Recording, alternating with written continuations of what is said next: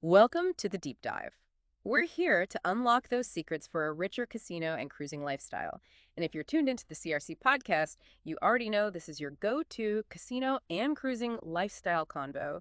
We give you tips, real practical tips for having fun at land-based spots or casinos at sea. And crucially, how to max out those Players Club rewards for, well, almost free travel and perks. Today, we're diving deep into something I find fascinating, how playing in a cruise ship casino, slots, maybe some cards, could actually pave the way for your next free vacation. Our mission today, it's simple. We want to show you how dedicated play can unlock really significant travel benefits, maybe even those free cruises everyone talks about. We'll arm you with strategies, point out potential pitfalls, and highlight some surprising perks. Basically, everything you need to maximize these rewards. That's exactly right. We're peeling back the layers today, looking at specific, actual strategies people use. We want you to see the real value in these offers, but just as important, to understand the fine print. It's all about knowing how to play smartly, both at the machines and with the system, to turn casino fun into real travel savings. Okay, let's jump right in then. Did you actually know you could potentially earn a free cruise just by, spending time in the ship's casino? This isn't just a rumor you hear floating around. For a lot of people, it's a deliberate strategy, a successful one even. Right. It's a core idea. Cruise lines have really adopted, much like the big casinos on land. They've built these loyalty programs, specifically to reward consistent players. But the really unique angle at sea is how these rewards tie directly into travel perks. That makes free travel a genuine possibility if you know how the system works. But, talk is cheap, right? You might be thinking, okay, is this really doable for someone like me? Who actually pulls this off? Well, let's look at a real case study. Graham and Jody Bernard. They ran a very focused experiment on Royal Caribbean. Yeah, this is a great example. This couple, they basically set out on a mission, achieve prime status in Royal Caribbean's Club Royale Rewards program. Their strategy was really quite specific and insightful. The main goal was prime. That tier needs 2,500 points. Now, on slots, getting 2,500 points generally means you need to cycle about $12,500 through the machines. Wow, okay, $12,500. That sounds like, well, a pretty hefty sum to gamble. It does sound like a lot when you hear it like that. But here's the really crucial part, the first big takeaway for savvy players. While they cycled $12,500, their actual cost, their out-of-pocket expense to hit prime, it was just $2,260. Only $2,260 out of pocket. Okay, that changes the perspective quite a bit. Exactly. It shows you don't necessarily have to lose a huge amount to get status. You need to play a certain amount, and playing smart helps minimize the actual loss. So their method. They stuck purely to slot machines, betting $7.25 sim. And here's a really interesting detail, pro tip from Graham. He specifically picked machines without those big linked jackpots. Oh, why was that? His thinking was that those big jackpot machines, they tend to hold on to money for that one huge payout, meaning fewer small wins along the way. By avoiding them, they aimed for machines that might give more frequent, smaller payouts. That helps stretch the playing time, keeps you going longer, and lets you rack up points more steadily. They were getting 1 point for every $5 they bet. Okay, so a very focused strategy. How long did it actually take them to reach prime with this method? And what was the immediate payoff for that $2,260 investment? Amazingly, they hit prime status in just 10 hours of play. 10 hours. Yeah, pretty intense. They did it within the first 2 days of a long 17-night trans-Pacific cruise on Ovation of the Seas. And the value, Graham calculated the total value of reaching prime for them was around $9,210. $9,210 value versus $2,260 cost. That's Right. quite a return. It really is. And a key practical tip here, always use your CPAS card. That card is everything on the ship room key, credit card. And your loyalty card. Exactly. You have to sign into the machine or hand it over at the tables. Every dollar needs to count towards your points. A really nice perk they found was getting the benefits immediately. They hit prime mid-cruise and could start using the perks right away. No waiting for the next trip. That immediate reward sounds great, especially on a long cruise. But what about the long term? How long do these benefits actually last? And, how do you really maximize them over time? Good questions. So the timing was perfect for the Bernards. They hit prime right near the beginning of the 2024 Club Royale season. That season runs April 1st, 2024 to March 31st, 2025. Understanding this season idea is vital because your status earned in one season is actually valid for almost 2 full years. 2 years, okay. Yes, the entire year you earn it, plus the whole following year. So for them, those prime benefits are good basically until the end of March 2026, and they plan ahead. Graham looked at their bookings. For those 2 years, they have 138 cruise days lined up. Wow. 138 days. Yeah. So just looking at one perk, the free drinks in the casino, they estimate Prime saves them about $45 a day on those. Over 138 days, that's potentially another $6,210 saved just on drinks by March 2026. That's significant. It really is. And that's on top of other things they got, like several free bottles of wine from the casino host on that first cruise, plus $150 in free play. It all adds up, you know? Okay, but let's tackle the big question that always comes up. Yeah. The free cruise. What's the catch? Because let's be honest, free usually has an asterisk somewhere. That's absolutely the right question to ask. And yes, there's context needed. While the main cruise fare for the first two people in the cabin is covered by the certificate, Okay. you still have to pay taxes, port fees, and other government expenses. Those aren't included. Right, the usual addition. Exactly. And if you want to bring a third or fourth person in the same room, they'll pay the standard rate. The free part only applies to passengers 1 and 2. It's pretty common across the board, really. Think about those kids sail free deals you see advertised. Yeah, you always end up paying taxes and fees for the kids anyway. Precisely. It just hammers home the point. Yeah. Always read the fine print on any big promotion. It's like, that time I thought I snagged a free hotel night. Uh-oh. Yeah, it turned out the resort fees and parking cost more than the room would have. So, yeah, read the details. Avoids nasty surprises. Good advice. So, specifically for Royal Caribbean's Prime level free cruise, are there restrictions on which cruise you can take, like length or destination? Yes, definitely.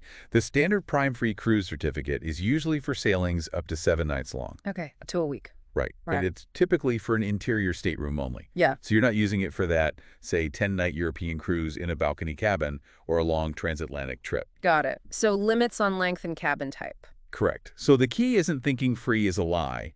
It's thinking of it as, well, strategic cost shifting. You save a bundle on the base fare, which frees up your budget for other things, maybe shore excursions, fancy dinners, or, hey, maybe putting it towards another cruise. It's about making your overall vacation budget go further. That makes a lot more sense.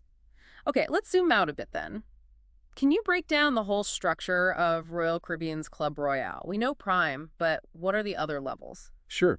Club Royale has 4 main tiers. At the bottom is Choice. That's from 1 point up to $2,499.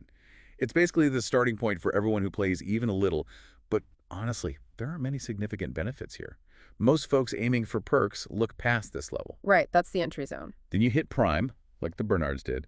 That's 2,500 points up to $24,999. This is where you start feeling the real value. You get the free drinks to the casino while playing, which is huge for many. Discounts on Wi-Fi, the Viome service, and spa treatments. That annual cruise certificate for an inside cabin up to 7 nights. And they waive the casino cash advance fee, which can save players quite a bit if they use that service. Okay, Prime sounds like a solid sweet spot. What's next? Next up is Signature. This requires 25,000 points all the way up to 99,999. With Signature, you get everything from Prime, plus free Wi-Fi for one device that's a nice upgrade, and the annual cruise bumps up to an ocean view balcony cabin. Again, a significant step up in value. Free Wi-Fi and a balcony. Very nice. And the top tier. That's Master. This is for players earning 100,000 points or more in a year. Master level comes with some serious perks. Priority check-in, which is always welcome. Access to Coastal Kitchen, that's this specialty restaurant usually reserved for suite guests, so getting access via the casino is a big deal. Oh, interesting. Complimentary internet, but for 2 devices now. Extra onboard credit that scales with how long your cruise is. And the annual free cruise, it's in a grand suite. We're talking major value at the Master level. Wow, a grand suite. Okay, that's definitely top tier treatment. Now, you mentioned the season earlier. That links to a really crucial point about Club Royale versus Royal Caribbean's main loyalty program, Crown and Anchor. Right, the points aren't lifetime. Absolutely crucial distinction. Yeah. Yes. Unlike Crown and Anchor Society, where once you reach gold, platinum, emerald, diamond, etc., you keep that status for life. Right, you don't lose it. Club Royale works differently. It's much more like airline or hotel programs. You have to earn the points each year within that April 1st to March 31st season to qualify or maintain your status for the following year. So hitting Prime this year is great, but you need to earn another 2,500 points next season to keep those Prime benefits. It definitely encourages ongoing play if you value those perks. You need to be mindful of that earning period. That's super important for planning, definitely. And of course, Royal Caribbean isn't the only game in town. Other cruise lines have their own casino programs. How do they compare? They definitely vary. Let's take Carnival Cruise Line. They have their Players Club. One thing they really push is earning free drinks faster, they claim. twice as fast as on any other cruise line while you're playing. That's a big draw for many players. As you earn more points on Carnival, you also get offers for discounted cruises, and sometimes even invitations to special premier cruises or private tournaments, which can be pretty exclusive events. Okay, faster drinks on Carnival. What about Norwegian, NCL? Norwegian Cruise Line, or NCL, has casinos at sea. It also has tiers, 4 of them: Pearl, Sapphire, Ruby, and Elite. One key difference is the entry point. Pearl, their lowest named tier with benefits, actually requires 4,000 points. That's higher than Royal's prime entry of 2,500. So a higher bar to start getting perks on NCL. Generally, yes. And another big difference, those complimentary drinks while playing. On NCL, they don't kick in until you reach Ruby status, and Ruby requires a minimum of 35,000 points. 35,000 points for free drinks. Wow, that's quite a jump from Royal or Carnival. It is. So if free drinks are your main goal, the math works out differently depending on the cruise line. Okay. And what about celebrity cruises? They're owned by Royal Caribbean Group, but you said their program is different. Very different, yes. Right. Celebrity's casino program has 6 tiers: Pearl, Onyx, Amethyst, Sapphire, Sapphire Plus, and the top is Ruby. And that Ruby tier, it takes a whopping 1,000 points. So that's clearly aimed at the highest rollers. 1,000,000 points. Okay. But here's where it gets interesting for maybe more average players. Earning points on Celebrity can sometimes be easier depending on what you play. For example, on slots, it's often just $1 wagered earns 1 point, or $2 on video poker for a point. That's much faster than Royal's $5 per point on slots. Okay, so the earn rate is better on some games. Exactly. And for table games, they use a theoretical win calculation. You earn 8 tier points for every $1 of the amount that's the casino's expected win from your play based on odds, not your actual results. Savvy table players can rack up points quickly this way. On Celebrity, the annual cruise benefit starts at the Amethyst tier, which is 25,000 points. And if you hit Sapphire at 100,000 points, you get a complimentary classic drinks package covering drinks across the ship, not just in the casino. That's a really valuable perk. Lots of variations between the lines then. Really pays to know the details for the cruise line you prefer.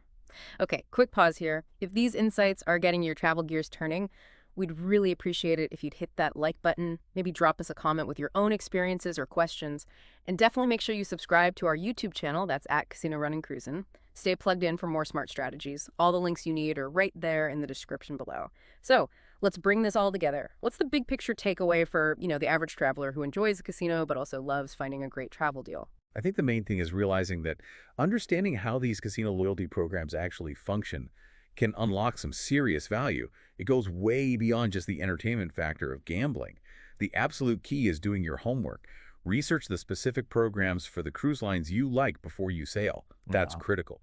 Knowing the point rules, knowing what benefits come with each tier, and yes, reading that fine print on the free stuff, that's what empowers you to really make the most of it and have a genuinely rewarding experience. It helps stretch those vacation dollars. And here's something to really think about, a bit provocative maybe. With travel costs seemingly always going up, could strategically engaging with these cruise ship casino programs focusing on those tiers actually become a primary way for savvy travelers to fund a big chunk of their vacations in the future?